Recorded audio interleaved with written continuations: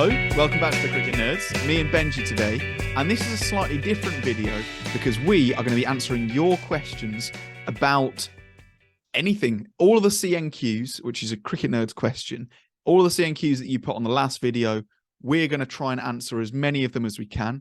If we don't get through them all, then we'll just answer more of them in the next video.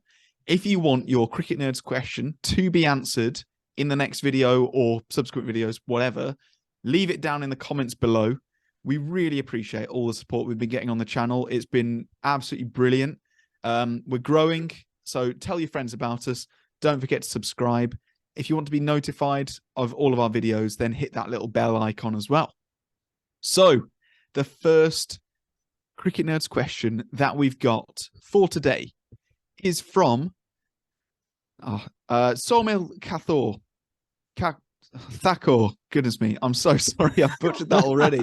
It's even worse because Somil has been a long-time subscriber of the channel, way before we had 1,000. I think he might have even been before we had 500. So wow, that's a very long-time subscriber. And he said, first of all, congratulations for 1,000 subscribers. So thank you very much.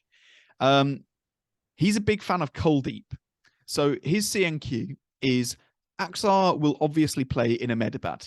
But do you think that Axar's 84 will mean he gets the nod over Kuldeep in Delhi and Dharamsala?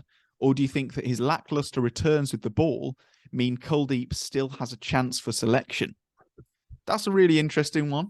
I want to get your opinion first. Interesting. I think what Axar brings with the bat potentially is why he's been selected over Kuldeep. Kuldeep's more of an out-and-out bowler. If someone were to dip out for Kuldeep, it would probably be Ashwin. But because Ashwin is currently the best spinner in the world in Test, it seems not a great idea to leave him out. I think with India and with Test cricket as a whole, a good thing to do is once you've got a formula that works, a winning formula, as it were, stick to it. And we see that in a lot of teams. We've seen that in selection of India over the last few years. We've seen that in Australia over the last few years. And we've seen that with England recently in their rebuild. So I think for me, because Kuldeep, and yeah, he's fantastic. That left arm wrist spin, he brings so much to the table with his bowling. For me, I see Kuldeep as more of an ODI and T20 player. That's just my view. I believe he has played some tests. He's been brilliant in tests. And he's been brilliant in tests in his career so far. But I think just at the minute, with the mix that India have got with Axar and Ashwin and Jadeja, if they've got a winning formula with those three, I don't know, why change it? James, do you agree? Do you disagree? I think it depends on the track, because I think the reason they felt so comfortable picking three-finger spinners is because it was a track that they knew would turn from day one. Obviously, it wasn't a Bunsen. It wasn't like an absolute rank turner by any means. But if there is a slightly flatter pitch going forward, then I'd pick the wrist spinner because he's more likely to get more turn. Kuldeep is really accurate. I'm a huge fan of him as well, like Sawmill. He averages 21 after playing 8 tests, and he's had 3 fifers. So, you know, he is a legit player. And he does average 10 with the bat, so it isn't great. But he averages 22 at first class. So he's not a complete mug with the bat. And he played what was eventually a really important innings in his last test match. So I think there's a lot of merit to playing Kuldeep Yadav. But I agree. I like a deep batting order. That's it. You're a fan of batting depth. Exactly. If it works for now, then there's no need to change it. Yeah. Next one we have from Loner Gaming 2689, who said, CNQ, what are your thoughts on opening KL Rahul? Should he get one more chance, or should Gill come in? I think was what he was trying to say. Yeah. So should Gill come in, or should KL get another chance? It's difficult for me because KL Rahul is the vice captain of the side. It seems really bad to leave your vice captain out. And also, I think I don't really know where. We've spoken about this previously. I'm not really sure where I would bat Rahul if it's not opening the innings? Like, is he really going to come in and be an anchor in the middle order? Like, should we bring Gill in, drop Kale to 5? Because I think Kale needs to be in the side. He's the vice captain of the side. He's been picked for a reason. He's got a good cricket head. He's a good leader. But it's currently just his batting that's been the issue for him. I'd be interested to think what you think, James, about this as well. And if Shubman Gill were to come in, where's he going to fit in? Because we've seen Shubman Gill play Test cricket previously, and I'm pretty sure when he started playing Test cricket, he came in as an opener. I think he was opening with Mayank Agarwal previously. So, and I think that's where Gill is most comfortable. I think dropping Gill down to sort of like number 5, which would be the other spot where he would go, again, that doesn't make sense. I think India have got an issue where they've got 3 openers, 2 of them in form in Rohit and Shubman Gill, but then they also want to play KL as their leader and part of that leadership of the team as well. I agree. They've got a selection. Yeah, it is an issue. I think that if it was me, I'd be like, Kale hasn't really made the brilliant returns recently that you'd hope to see from him. I would personally play Gill. And it does lead on to the next CNQ that we've got. But somebody you mentioned as well, they don't just have 3 openers. They've also got people like Prithvi Shaw, who is outstanding. And they've got Mayank Agarwal, who just the other day in the Ranji Trophy got a double ton, a daddy 100, not even uncle 100, a daddy 100. So yeah, huge things for India to consider. So then the CNQ that I want to link into this was one from Look Who's Watching, long-time subscriber and legend.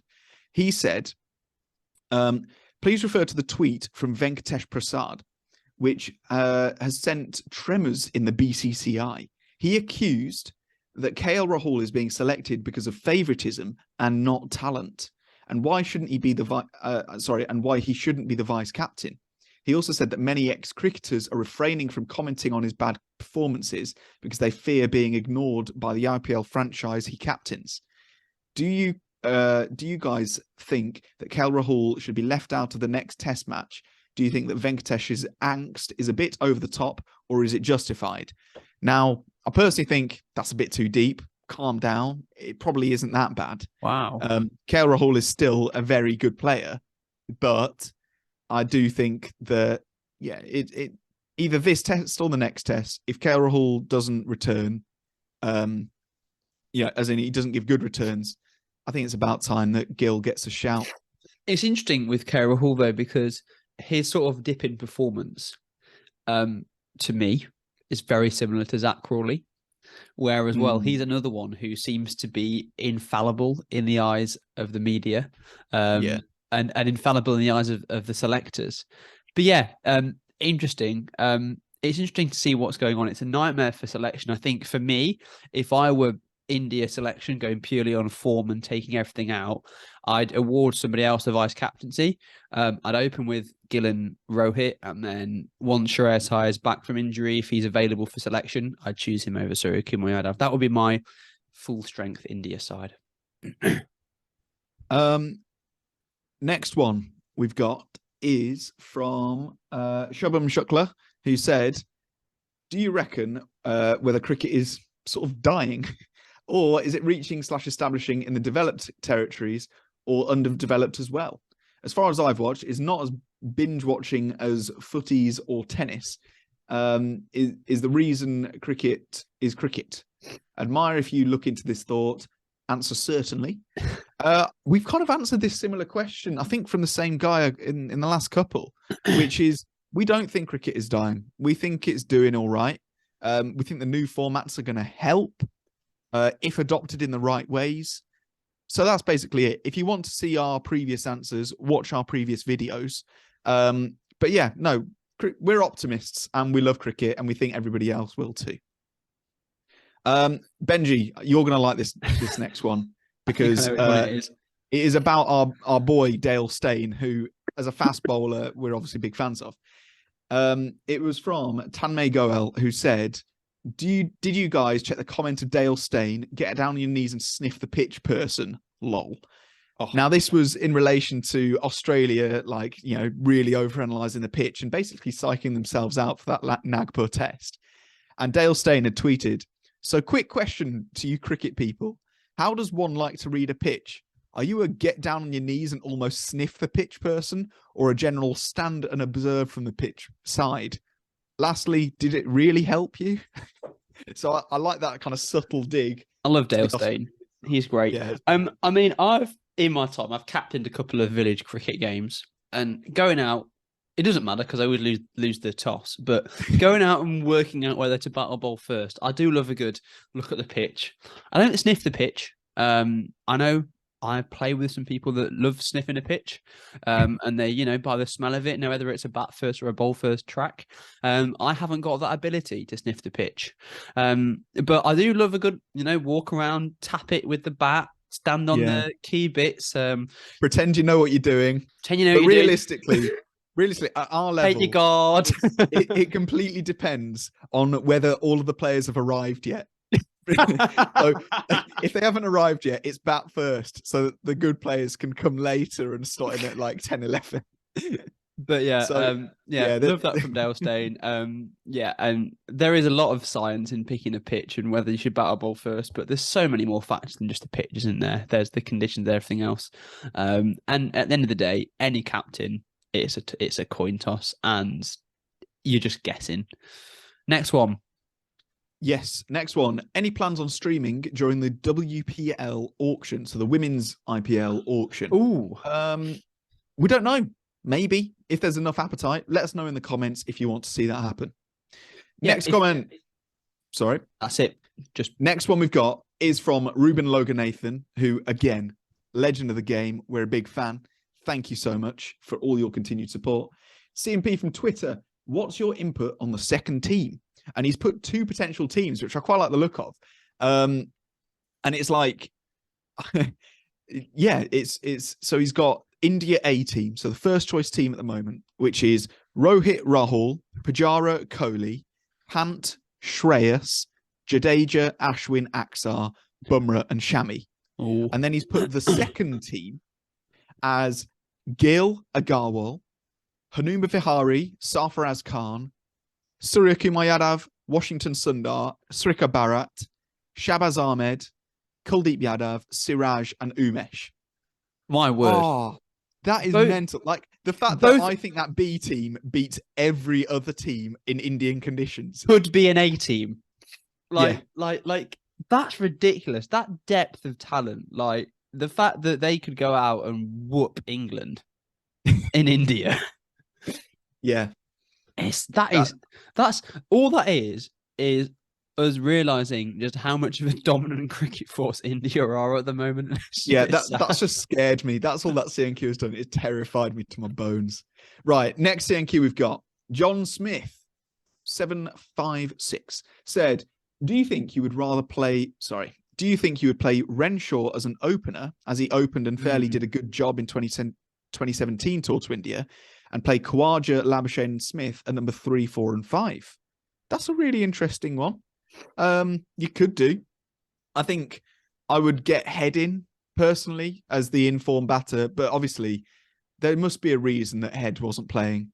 I saw on the Grade Cricketer, which is another cricket podcast, they were suggesting that Head must have looked absolutely awful in the nets for him to not be included. Yeah. So maybe that's why. And yeah, it's an interesting thing. I think Australia need to do something different, don't they? I think the real question isn't Khawaja. I think it's Warner, though. And I was going to say that's the main question mark. It's interesting because it does seem that David Warner's the one who at the minute is dropping in his consistency. He had his double 100, I think, when they had the West Indies over, or was it South Africa? One or the other, and they looked dominant during that. But yeah, he hasn't looked great since he's been on this India conditions. Renshaw as an opener, again, it's another one of these nightmare things for Australia, where they've got Warner and Khawaja, Khawaja especially has worked his way back into that team and has performed so well recently that I think he's got his spot, at least to the end of this series because he plays great in the subcontinent too. And then David Warner, again, it goes back to that same thing about Virat Kohli I was saying in a different podcast about how class is permanent and how I don't think we wouldn't see Warner in that side. I think Australia, it would be, I'd be really surprised if Australia do drop Warner and Orkawaja and change any of their top four. What I am expecting, as I've said this in the previous podcast, is to see Head come back in, is to see Green come back in, and maybe to see another spinner come back in over probably Scott Bolland. Would be my guess as to what's going to happen with Australia. Do you really want Steve Smith batting at 5? It doesn't sit well to me. Nah. Right, next one we've got is from, I'm gonna have to lean in because I can't quite read it. Lakshya Gaming, 7498. Do you think that till the end of the Border Gavaskar Trophy, Rohit can achieve 50 plus average in tests with 4600s, second most 100 of current player? I mean, oh, right, it's 46 total hundreds. I was well confused there. Yeah, no. So, I mean, he could. It would take a few not outs, few big daddy hundreds not out. Not just uncle hundreds. To get his average. Not just uncle hundreds. A daddy hundred. No, it would take some big runs with some red ink to get his average over 50, I think. But yeah, no reason why not. The guy looks in incredible form and he makes batting on difficult tracks look really easy. It's a gift. And yeah, I don't think there's any reason why he can't why he can't convert and make some big runs and improve his average, get up to 50. I think it's good to see him playing as good as he is at the minute, especially as that was his first century as captain. Since taking on the captaincy, he's not been at his best. But yeah, it is great. Well, he's been injured too, but it has been great to see Rohit come in and play really well. Whether he's going to get to a 50, he could do. I doubt it. And second most hundreds of current player. I mean, he's only got 9 test hundreds, so I think it's 46 total hundreds, isn't it? So it's Kohli the highest. Probably. Oh right, he's got like 70 odd, isn't he? Is that total across all formats? That makes sense. Yeah, because most of his hundreds have come in ODI. Yeah. Okay. 2 more Cricket Nerds questions for this episode. If we've missed any, sorry, and we will try and get them in the next episode. It's Abhishek Sharma. It is Abhishek Sharma, who has said, could Australia have gone with 3 spinners? Lyon wasn't at his best this game. Yes. I want to speak about this because, I do think that they definitely could have done. I think that with Australia, the reason they didn't in this test was because and again, we've said it time and time again, but they didn't have the Cameron Green to be the seamer. Like, he was the reason why they weren't able to have him in. I think potentially I'd have liked to have seen Ash Nagar play. One thing that's interesting though, is that Mitch Swepson, who is the leg spinner, not sure how much you know about him, but he's the leg spinner for Australia, who I expected to probably play the next test, has been withdrawn. Really? And he's flying back to Australia. And it's breaking news from this tour. But Matt Kuhneman has been called up because Mitch Swepson's returning back to Australia for the birth of his first child. Oh, so wow. That potentially is why we didn't see Swepson during this last test. Yeah. And that's maybe why Todd Murphy got his start. Because I was going to say, can we have Lyon, Swepson and Murphy in the next test match just to give that other option? I'm probably more than likely now, we'll see Ash Nagar if they do manage to play the third spinner. Yeah, because that's actually really interesting because Adam Zampa was a kind of notable omission for this tour. He was playing some more Shield cricket, it's Australian red ball stuff, to try and get into the test side because he thought he could. And he wasn't chosen for the tour. And he was like absolutely gutted. That was a question actually from Abhinav01 in the comments. He asked, where's Adam Zampa? And yeah, so the fact that the person that was picked over Zampa is then withdrawn, that's pretty big. That is pretty big news. Right. I believe we are on our last Cricket Nerds question of the episode. Yes. And it is from Blantyre60, who said, so Jadeja was fined in this test for using pain relief ointment on one of his index fingers in the middle of the Aussie first innings, but not informing the on-field umpires of it, and presumably not seeking their permission too. However, you very often see the physios or support staff running onto the field and applying some pain relief spray or giving players a couple of painkiller pills like aspirins to take when they get hurt, but they never have to seek permission. But he's never seen permission sought from the umpires first in all of his many years of watching cricket. Do you guys think that what happened to Jadeja in being fined and given a demerit point too, are they just double standards in the view of the above, as he can't really see much difference in what he did and what you see all the time with these magical pain relief sprays being used during matches? Okay, I want to talk about this because it's been certainly that's been blowing up all over the news feeds and media and stuff. Look, first of all, we are not umpires. We are not match referees. This is our opinion. Please don't shoot us. Okay, that's what I'm starting with. When you see physios running onto the pitch and giving a spray or an aspirin or whatever, the key thing there is that there's a break in play and the umpires are aware of what's going on. Like, the umpires will see the physio coming on. They will see the spray. The issue that happened with Jadeja is he was doing it covertly and hadn't made the umpires aware that it was happening. And almost like he had something to hide with it. I'm not saying that he did, because I don't think having a bit of lotion on your finger is going to constitute ball tampering. It's not as bad as, when Cameron Bancroft had sandpaper. Like, that's a lot worse. So I don't know why I just called the Aussies out there. That's a long time ago. We've forgotten they about don't get that. a moment's rest, do they? Clearly, I'm a bit angry about that still. But I think, yeah, in that case, when they get painkillers, when they get the spray, the umpires are aware. They know what's going on. It's a break in play. It's a medical attention. Whereas Jadeja's just doing it, and it can look like it is ball tampering. And I think that's the issue. Is that it looked like he was trying to hide what he was doing. Just like making the umpire aware of saying, by the way, look, this finger really hurts because I've not bowled in ages. I'm putting some lotion on it. They'd be fine. That's okay. It's not getting permission. Because, again, the other people that come on, and also the other thing, when you get magic sprays and aspirins and painkillers, it's very different. Having a spray on your ankle is different to rubbing cream into your bowling finger, which might be able to give you more grip. So it's about the context of it, and also, yeah, about the break in play and making the umpires aware of what's going on. What do you think about it, James?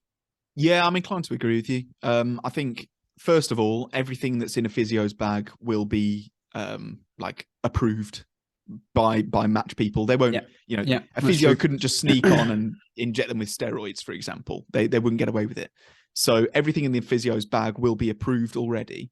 And I think the reason that Jadeja was fined, and the reason that anybody would be fined by doing it covertly or whatever, is because it's just bad practice. It's because the umpires want to say, look, if you've got nothing to hide, don't hide it. Don't be weird.